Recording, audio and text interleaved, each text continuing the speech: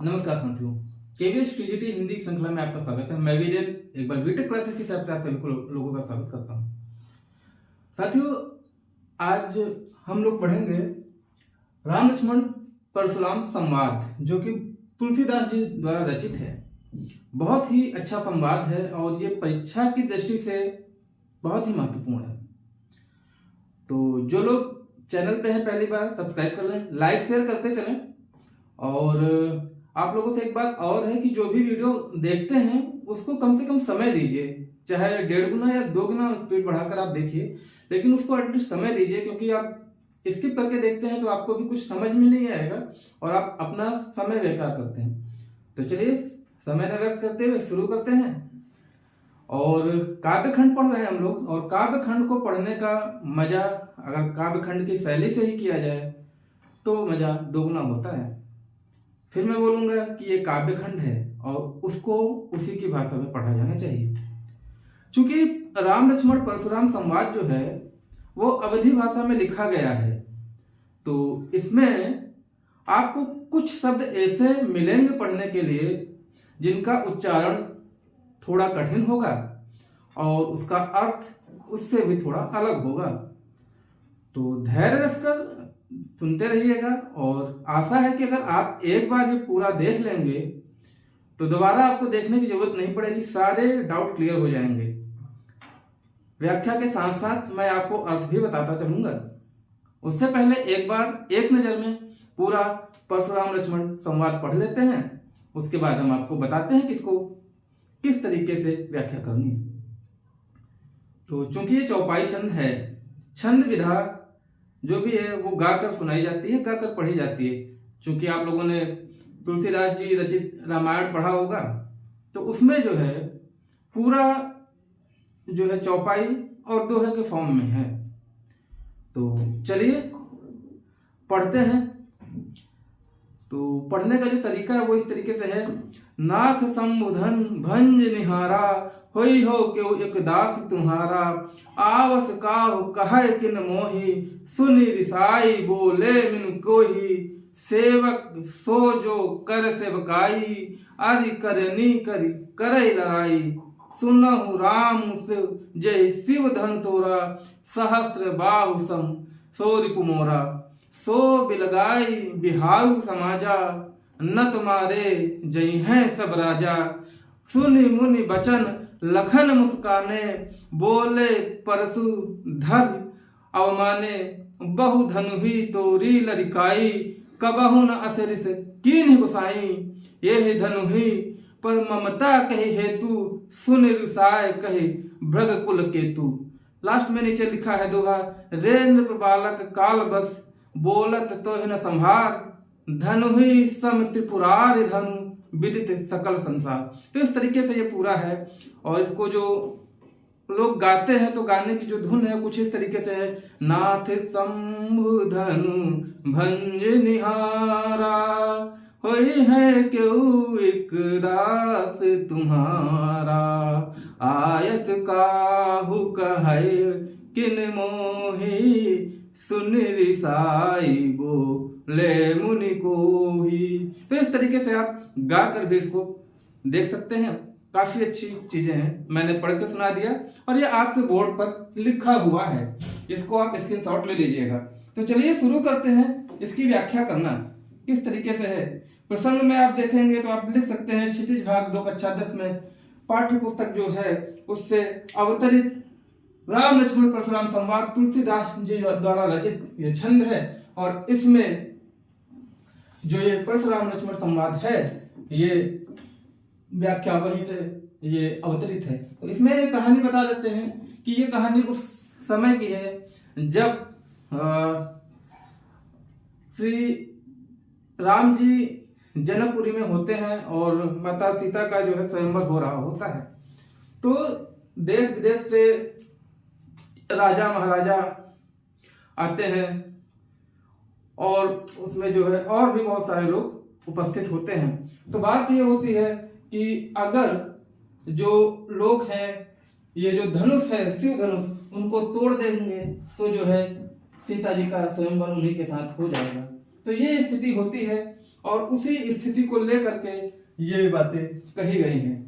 क्योंकि शिव धनुष है तो मामूली धनुष नहीं था और ये सभी लोग जानते थे। तो बात यह है कि पूरा दरबार सजा होता है और सभी लोग बैठे हुए होते हैं और उस समय जब बात होती है कि इस धनुष को की प्रत्यंचा मतलब डोरी जो भी चढ़ा देगा उसी के साथ सीता जी का विवाह हो जाएगा। तो चलिए देखते हैं क्या लिखा है। लिखते हैं, नाथ संबुधन भंज निहारा, होई है को एक दास तुम्हारा, आयस काह कहे किन मोही, सुन रिसाई बोले मुनि कोही। दो लाइन का आप देख लेते हैं पहले, फिर पूरा देखेंगे एक बार में, ठीक है। तो चलिए, नाथ संबोधन ये होता ये है कि परशुराम जी मौजूद नहीं होते हैं वहां पर और इस तरीके से बहुत सारे राजा जो राजवंश करके थक चुके होते हैं और वो धनुष जो है वो हिलता भी नहीं किसी से। आप लोगों ने देखा भी होगा रामायण में कई जगह पे, तो हिलता भी नहीं। जब श्री राम की बारी आती है तो श्री राम जी क्या करते हैं, धनुष को उठाकर प्रत्यंचा चढ़ा देते हैं और वो धनुष टूट जाता है। तो इस तरीके से जब प्रत्यंचा चढ़ने के बाद धनुष टूट जाता है तो ये बात परशुराम जी को पता हो जाती है। क्योंकि परशुराम भगवान शिव के अनन्य भक्तों में से एक हैं और भगवान शिव ने स्वयं केवल और केवल परशुराम को ही अपना शिष्य स्वीकार किया है, रावण को भी स्वीकार नहीं किया है। तो रावण भी मौजूद होता है वहां पर।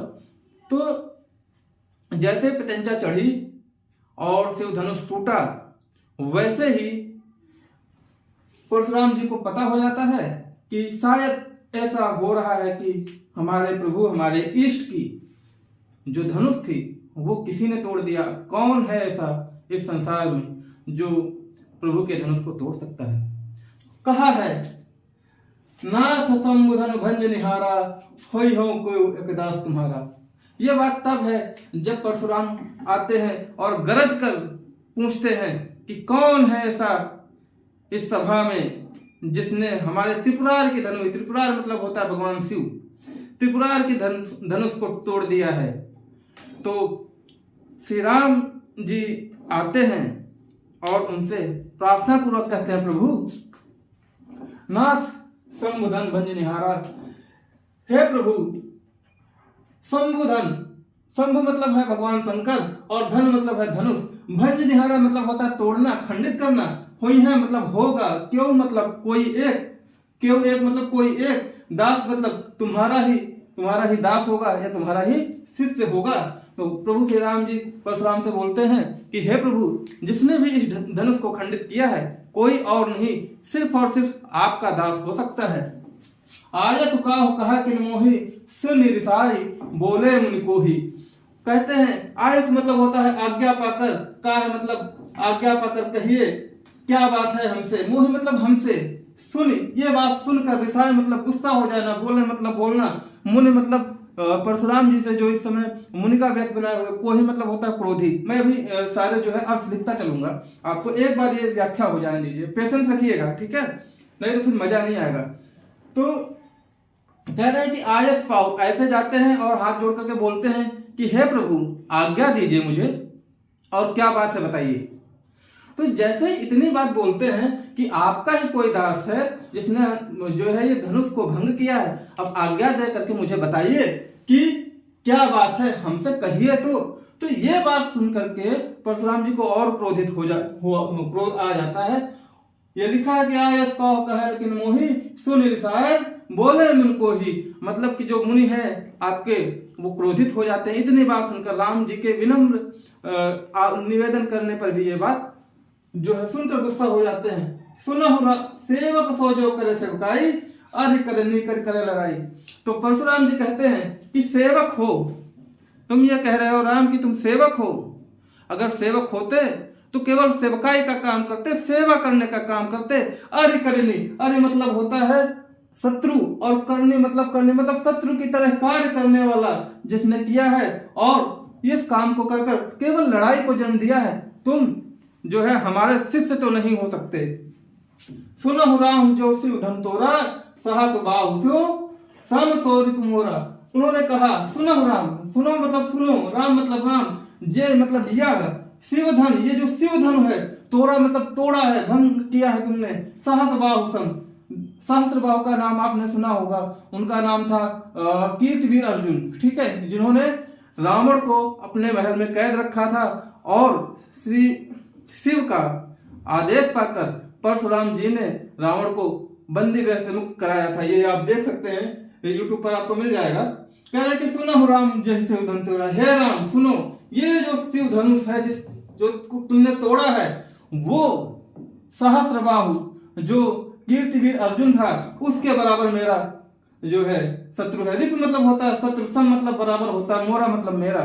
कि जिस भी इंसान ने, अगर राम तुमने शिव धनुष तोड़ा है तो तुम भी जिस तरीके से सहस्त्रबाहु मेरा जो है शत्रु था, उस तरीके से तुम भी मेरे शत्रु है। सहस्त्रबाहु की बात बता दें आपको, जो सहस्त्रबाहु थे उनको भगवान शिव ने ये आशीर्वाद दिया था कि आपको जरूरत पड़ने पर 1000 भुजाएं हो सकती हैं, और जब भी वो कहीं युद्ध करने जाता था तो उसके 1000 भुजाएं निकल आती थी, तो इसलिए उसको सहस्त्रबाहु कहते हैं। सहस्त्र मतलब होता है 1000। आगे चलिए, सो बिलगाऊ बिहाई समाजा, न तुम्हारे जय हैं सब राजा।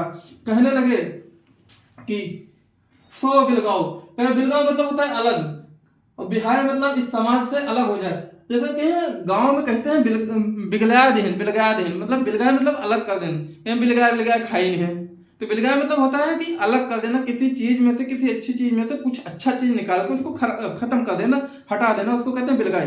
तो परशुराम जी कह रहे हैं कि सो बिलगाओ बिहाई समाजा, न तुम्हारे जय सब राजा। जिस इंसान ने भी इस धनुष को खंडित किया है वो इस पूरी भरी हुई सभा से अलग हो जाए, बिगला जाए, नहीं तो फिर सारे राजा मारे जाएंगे मेरे हाथों से। कह रहे सुनी मुनि बचन लखन मुस्काने, बोले परशुधर ही अवमाने।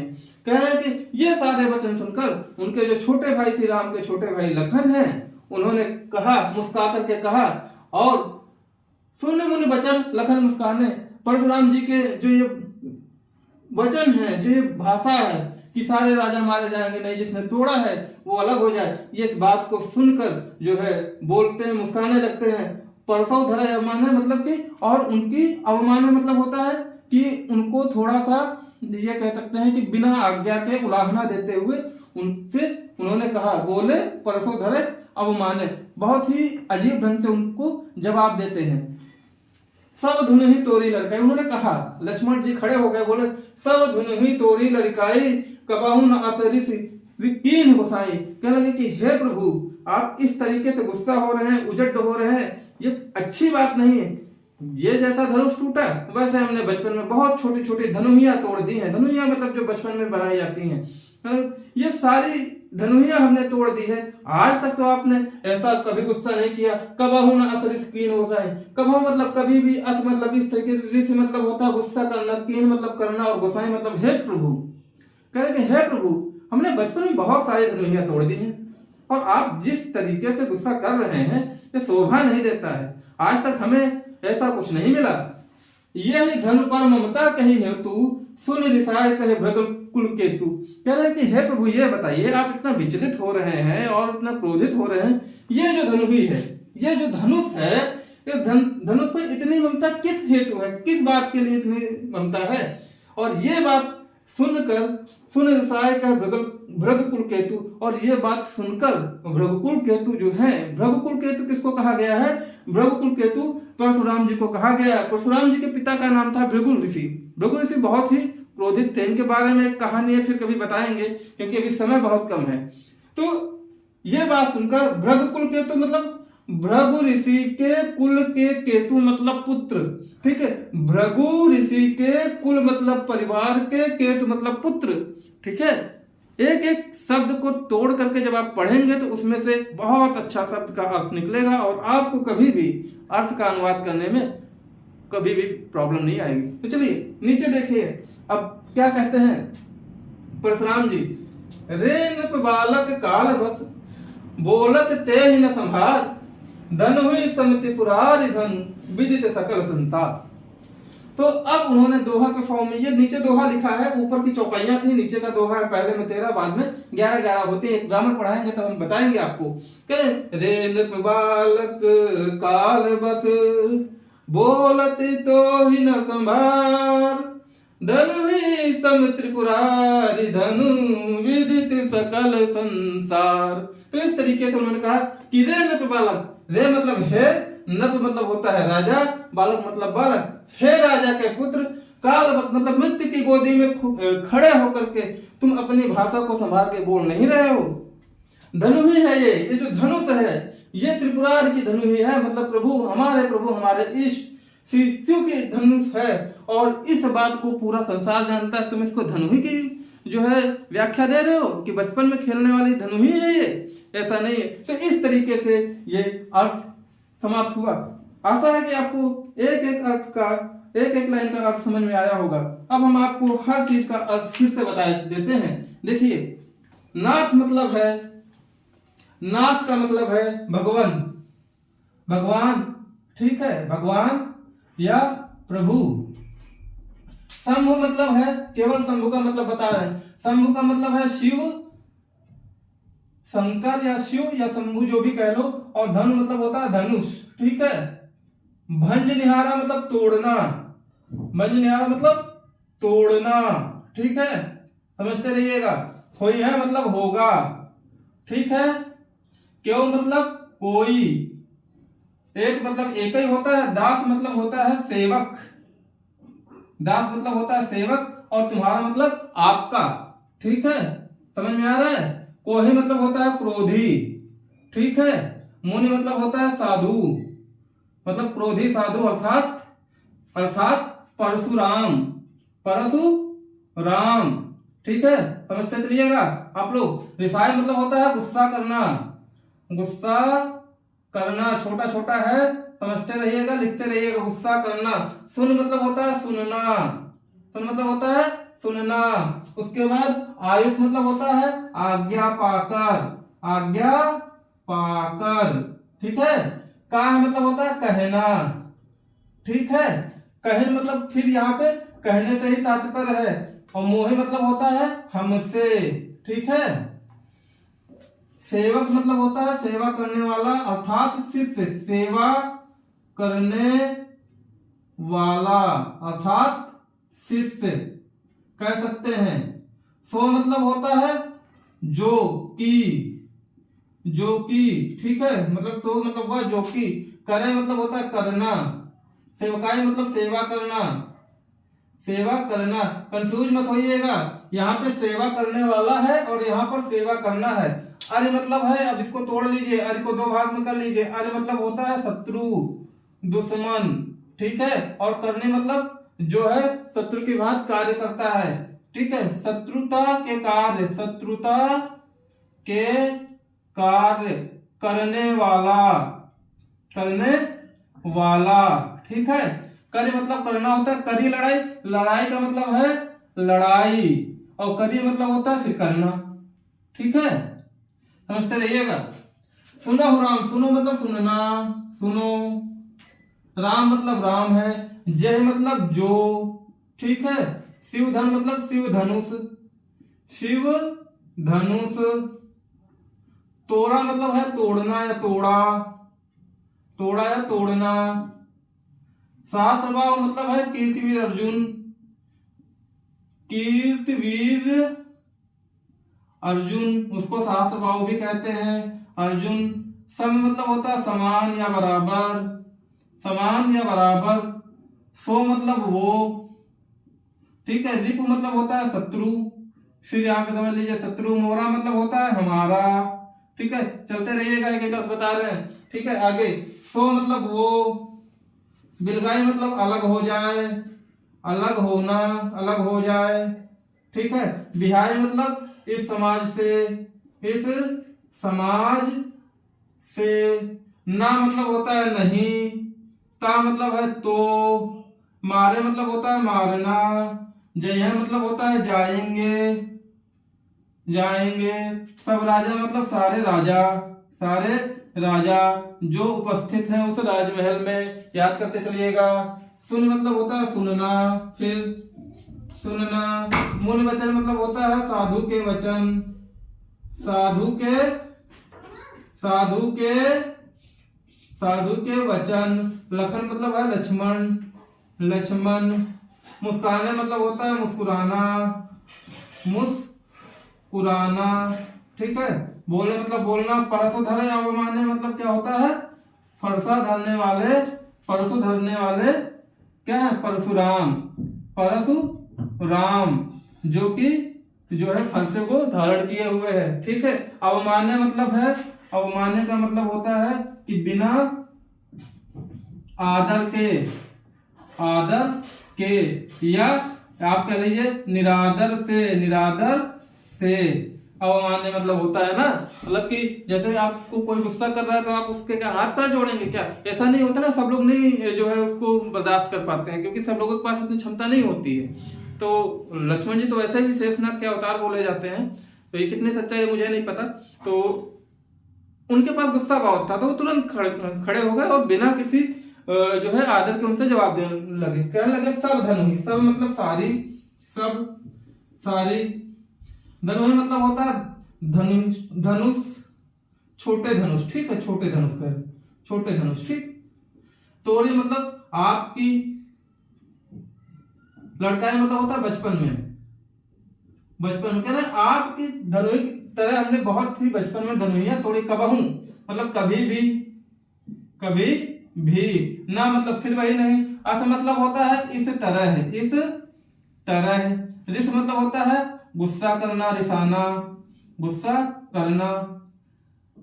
रिस मतलब गुस्सा, कीन मतलब करना, गोसाई मतलब प्रभु, ठीक है, प्रभु नाथ, या जो भी कुछ कह ले, प्रभु या नाथ। नोट करते चलिएगा। यही मतलब, यह मतलब यह। धनु मतलब धनुष। पर मतलब पर, ममता मतलब ममता। क्या मतलब किस लिए, किस हेतु का मतलब होता है किस लिए, ठीक है, किस लिए, दोनों का मतलब है क्या हेतु। सुन, सुनना होता है। फिर वही रिसाया मतलब फिर गुस्सा होना होता है, बार बार बता रहे हैं, गुस्सा होना। कह मतलब कहना। भृगुकुल केतु का मतलब समझ लीजिए कि भृगु ऋषि के पुत्र, भृगु ऋषि के कुल के दीपक अर्थात परशुराम, परशुराम। नोट करते चलिएगा। इस तरीके से अर्थ अगर कहीं भी आपको मिल जाए तो मुझे कमेंट कर दीजिएगा, और जिस वीडियो में मिल जाए इस तरीके का वो मुझे वीडियो कमेंट के साथ में टैग जरूर कर दीजिएगा, मैं देखना चाहूंगा। और अगर आपको लगता है कि ये आपके लिए सफिशिएंट है, पर्याप्त है आपके लिए, तो आप उसके लिए भी कमेंट करिएगा, क्योंकि बहुत मेहनत से इस जाड़े में खड़े होकर के मैं वीडियो सिर्फ आपके लिए बना रहा हूं कि आपको शायद कुछ इस वीडियो से मदद मिल जाए। आगे देख लेते हैं, चलिए। रे नृप बालक जान, रे मतलब होता है हे, नृप बालक होता है राजपुत्र, राजा का पुत्र। राजपुत्र लिख दे रहे हैं और बोलते रहे राजा का पुत्र। कालवश मतलब होता है मृत्यु की गोद में, यहाँ पे शायद आपको दिखेगा नहीं। कालवश मतलब होता है मृत्यु की गोद में, ठीक है, मृत्यु के लिए या मृत्यु की गोद में, ठीक है। बोल मतलब बोलना होता है। तेज मतलब तुम, और संभाल मतलब होता है जबान को लगाम देना या संभाल कर, ठीक है, संभाल कर, ठीक है। धनुहि मतलब होता है धनुष। सम मतलब होता है बराबर, आपको पता होगा, बराबर। त्रिपुरार मतलब होता है शिव की धनुष, शिव के धनुष। विदित मतलब होता है जानना या देखना, जानना या देखना। विदित मतलब होता है वैसे देखना। सकल मतलब होता है पूरा, ठीक है, संपूर्ण, संपूर्ण। और संसार मतलब होता है लोक या संसार, आप समझ सकते हैं। तो साथियों मैं हट जाता हूं और आप इसका स्क्रीनशॉट ले लीजिएगा या फिर वीडियो को पॉज करके आप देख लीजिएगा जैसा आपको उचित लगे। तो ऐसा कोई शब्द नहीं है जिसका मैंने जो है आपको अर्थ ना बताया हो। तो इस तरीके से ये है। इसी तरीके से एक एक वीडियो में लाऊंगा आप लोगों के लिए, ठीक है। और आप जो है उसको पढ़ते रहिएगा, आशा है कि आपको पसंद आएगा। तो चलिए आज के लिए इतना ही। फिर पहली बार जो लोग चैनल पे जुड़ रहे हैं चैनल को सब्सक्राइब कर लें, लाइक शेयर करते चलें, क्योंकि अगर आप लाइक करेंगे तो मेरा मनोबल बढ़ेगा आपको और अच्छा पढ़ाने के लिए, और शेयर करेंगे तो आपके माध्यम से किसी और को फायदा मिलेगा। तो ये भी आप कर सकते हैं। सब्सक्राइब कर लेंगे तो सब्सक्राइब करने से ऐसे अच्छे अच्छे जो है व्याख्यान काव्य का कोई भी खंड हो, कहीं से भी ले आइएगा, मैं आपको हर एक चीज की व्याख्या करके दे दूंगा। तो आशा है कि ये सेशन आपको अच्छा लगेगा और मैं इस पर कम से कम 100 लाइक तो चाहूंगा ही, और आशा करता हूं कि आप लोग ऐसा करेंगे। सब्सक्राइब कर लीजिए, लाइक शेयर करते रहिए और अपना ख्याल रखिए। सबसे बड़ी बात है, वीडियो को स्किप करके मत देखिए, क्योंकि चाहे मेरी हो या किसी और की, स्पीड बढ़ा लीजिए, एक बार पूरी वीडियो सरसरी नज़र से देख लीजिए, क्योंकि अगर आप स्किप कर देंगे तो मेरा तो पढ़ाने का अंदाज ही है, आप किसी और से पढ़ रहे हैं तो मुझे नहीं पता। मैं क्वेश्चन के साथ में ही अर्थ और उसके साथ में शब्दार्थ बताता चलता हूँ। तो इस तरीके से मेरा ये स्टाइल है पढ़ाने का। आपको जैसा उचित लगे आप देख लीजिए। चलते हैं, मिलते हैं नए वीडियो के साथ में, तब तक के लिए जय हिंद।